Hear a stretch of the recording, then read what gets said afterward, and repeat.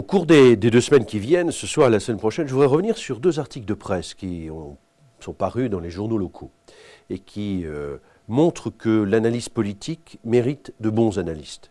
Et ce n'est pas toujours le cas. Premier article qui faisait suite à une enquête conduite par le quotidien Ouest France sur l'activité des députés. Personnellement, je n'ai pas souhaité répondre. Je n'ai pas souhaité répondre parce que les questions étaient, à mon sens, mal tournées. Elles étaient encore une fois caricaturales par rapport à ce qu'est le travail réel d'un député. Et je trouve que ce n'est pas pédagogique vis-à-vis des lecteurs d'essayer de faire penser qu'il suffit de parler dans une commission, de déposer une question écrite qui est souvent la photocopie de celle qui a été déposée par un collègue il y a 1 ou 2 ans, de déposer une proposition ou un amendement qui de toute façon n'aboutiront pas, d'avoir ce que je me permets d'appeler, d'un terme peut-être un petit peu cru, mais une espèce de diarrhée verbale qui consiste à intervenir sur tout et n'importe quoi. Tout cela n'est pas le vrai travail du député. Je pense à un collègue du département qui a déposé récemment un amendement pour augmenter la contribution des plus hauts salaires, en sachant très bien que ça n'irait pas au bout. On fait beaucoup de bruit, on se remue beaucoup dans la presse, on parle de l'amendement, des interviews, mais in fine, au dernier moment, le député retire son amendement courageusement. Je crois qu'il y a un moment, il faut être sérieux et indiquer ce qu'est vraiment le travail du parlementaire. Et c'est pour cette raison que je n'ai pas voulu répondre à ce type de questions, d'autant que les renseignements sont mal présentés. Quand on regarde la présence en commission, on oublie d'expliquer, de préciser de combien de commissions il s'agit au total. Si on est présent sur 27 commissions, comme il était dit en ce qui me concerne, sur 28 ou 29, c'est plutôt une bonne présence. Si on est présent 45 fois alors qu'il y a eu 70 commissions, c'est une mauvaise présence. Donc il faut, je crois, être précis. Il y a des commissions à l'Assemblée nationale qui se réunissent très souvent, mais des commissions en revanche qui n'étudient pas de texte. Ce sont des commissions qui reçoivent des personnalités pour des auditions. Je pense notamment à la commission des affaires étrangères ou à la commission de la défense, qui ont beaucoup de réunions, parce qu'elles sont en fonction des possibilités de rencontres avec les personnes reçues.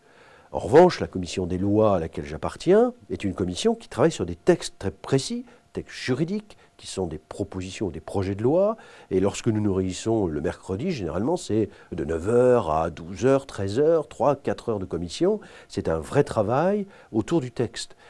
Par conséquent, donner le nombre de commissions comme cela, ça n'a pas vraiment de sens, d'autant que je rappelle que la présence en commission désormais est obligatoire et qu'au-delà d'un certain nombre d'absences, il y a une sorte d'amende, une punition pour les députés. Et j'indique que depuis que ce système est mis en place, je n'ai jamais été touché par cette punition pour absence.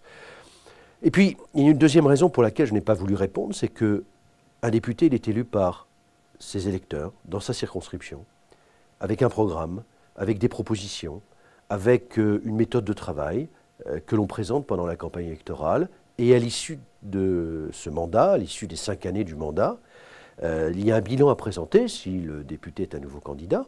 Ce bilan, c'est une relation directe entre le député candidat qui achève son mandat et ses électeurs. Et ce bilan de mon travail pendant 5 ans, j'entends le présenter, si l'année prochaine je suis candidat aux élections législatives, à mes concitoyens de la 5e circonscription de Maine-et-Loire, pour leur dire voilà ce que j'ai fait, voilà comment j'ai travaillé, voilà quelles ont été mes actions.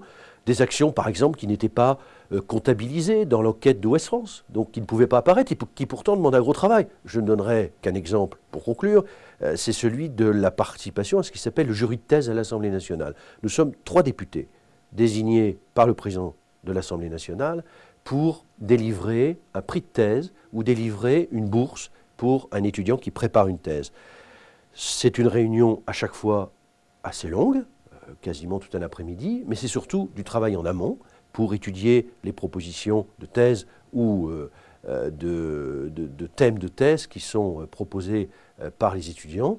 Ça n'apparaît pas, cela. Ce n'est pas un travail qui est répertorié. Et on pourrait comme cela citer un certain nombre d'exemples.